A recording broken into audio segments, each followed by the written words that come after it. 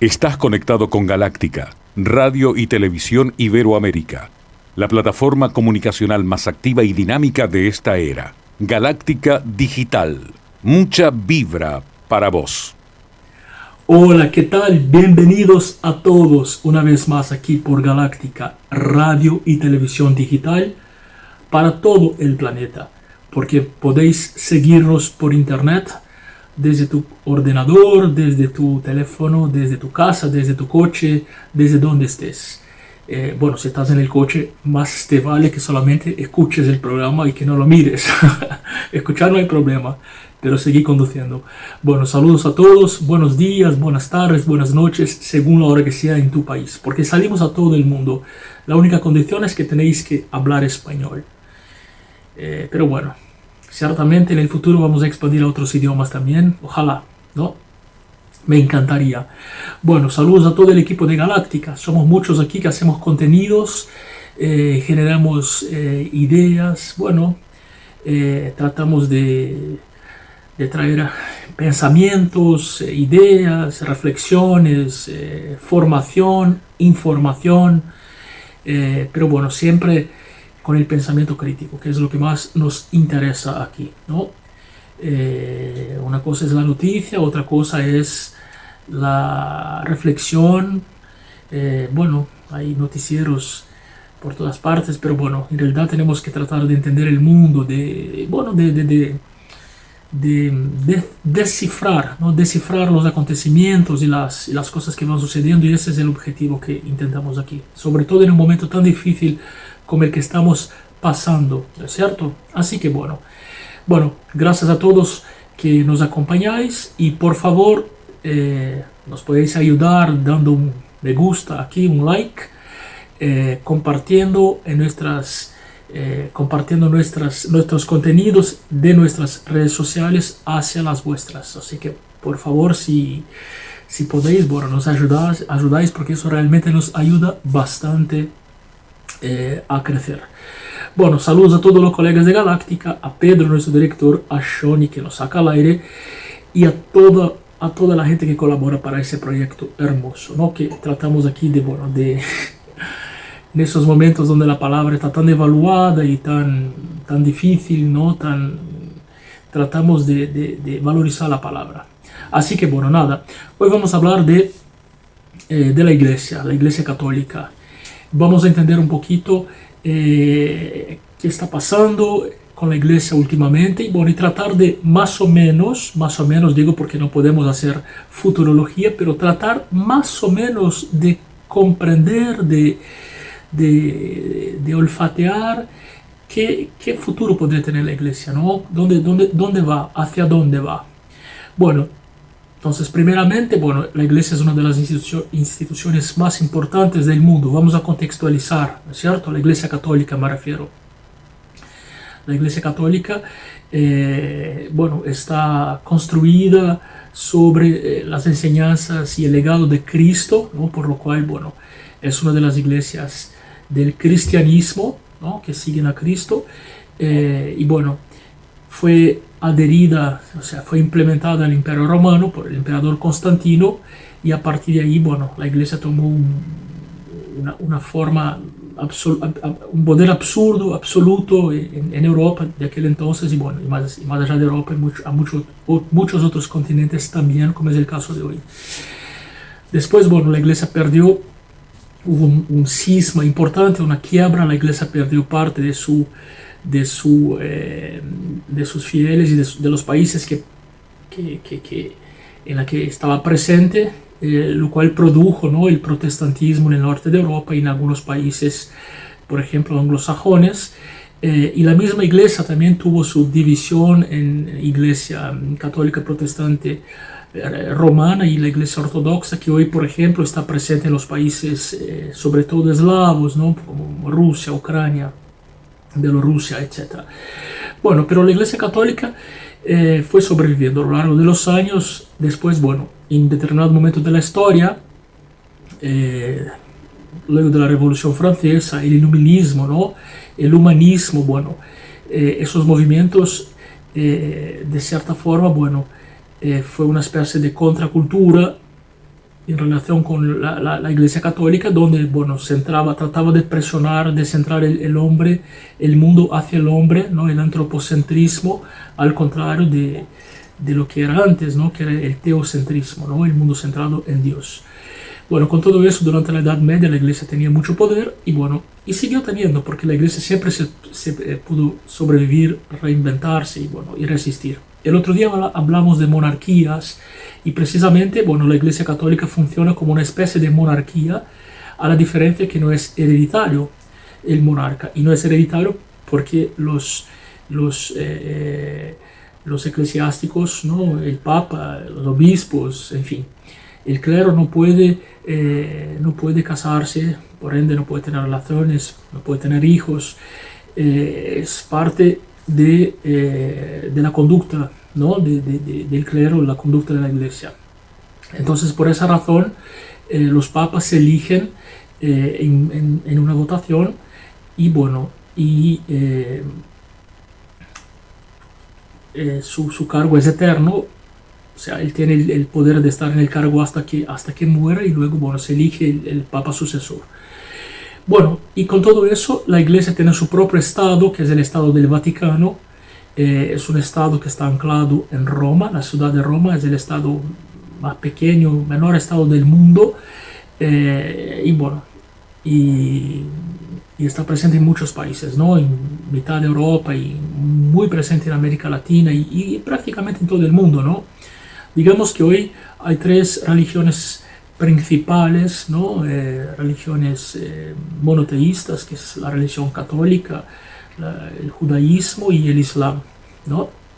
Entonces esas son las tres culturas religiosas que existen en el mundo de hoy.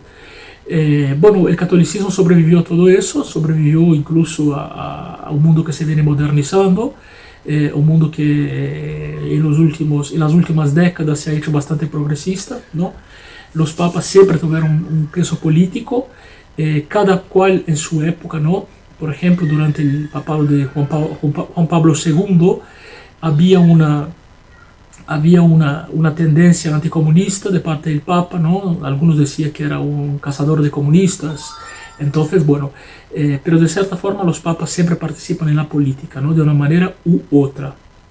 Bueno, y entonces ahora nos encontramos en el mundo actual, en un contexto de cambio absoluto, en un contexto pandémico, donde hay un realineamiento geopolítico, ¿no? Que se llama Nueva Orden Mundial.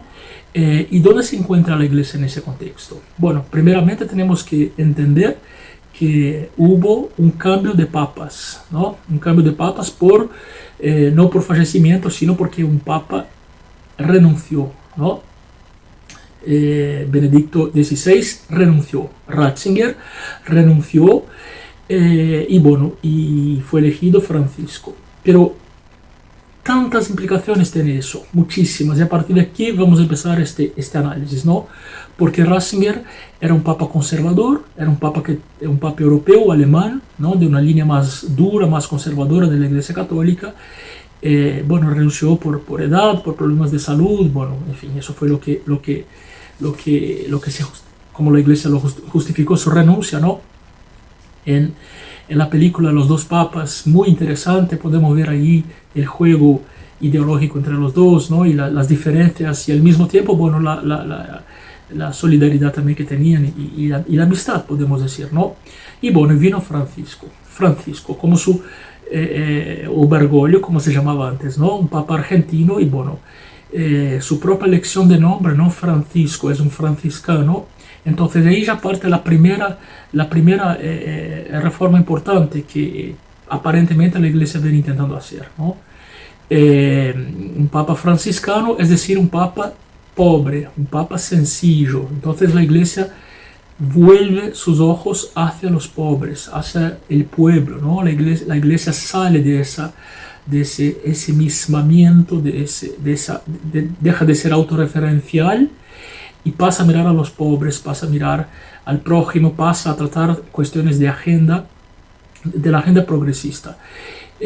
Bueno, Francisco es argentino, ¿no? Entonces el Papa Francisco tiene esa visión latinoamericana, ¿no? Esa visión del pueblo oprimido, del pueblo sufrido, etc. En la misma latinoamericana hay doctrinas teológicas muy importantes, la teología de la libertación, la teología latinoamericana, que son también progresistas, ¿no? Pero bueno, la agenda progresista del mundo de hoy va más allá de lo que la Iglesia propone, ¿no? Algo es algo, se podrá decir. Pero bueno, la agenda progresista tiene que ver con, por ejemplo, cuestiones que la Iglesia todavía no adherió, como por ejemplo la unión homoafectiva, el aborto, la utilización de anticonceptivos o preservativos, en fin, cuestiones centrales de la doctrina, ¿no? Mucha gente esperaba que por ahí el Papa Francisco pudiera cambiar esas doctrinas fundacionales, pero no. De todas formas, bueno, el Papa Francisco se propuso a tener un cierto respeto hacia las minorías identitarias y hacia, bueno, en fin. El mismo Papa predica con el ejemplo, ¿no? Porque él, por ejemplo, se abstiene de cualquier ostentación, utiliza coches económicos, no es un Papa que se adhiere a la pompa, ¿no es cierto? Es un Papa que tiene un voto de pobreza.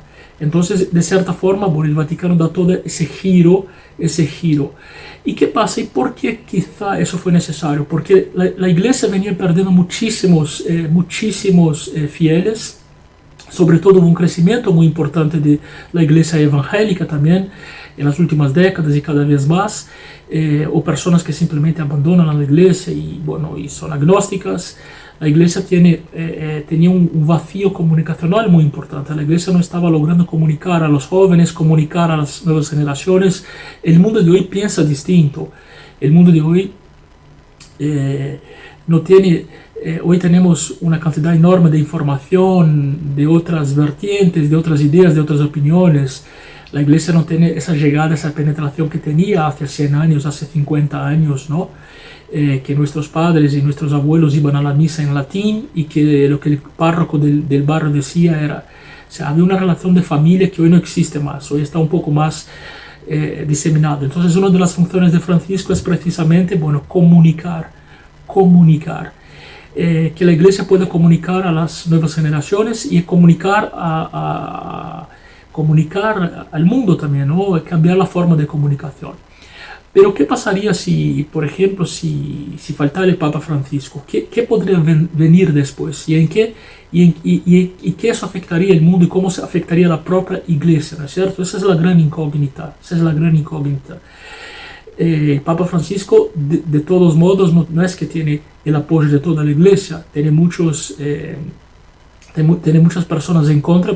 De hecho, toda la ala conservadora de la Iglesia está en contra y muchas instituciones también, porque el Papa, como ya he dicho hoy, es más progresista, ¿no? Y la Iglesia, por su naturaleza, es una institución extremadamente conservadora, ¿no? Es una institución que se ha conservado.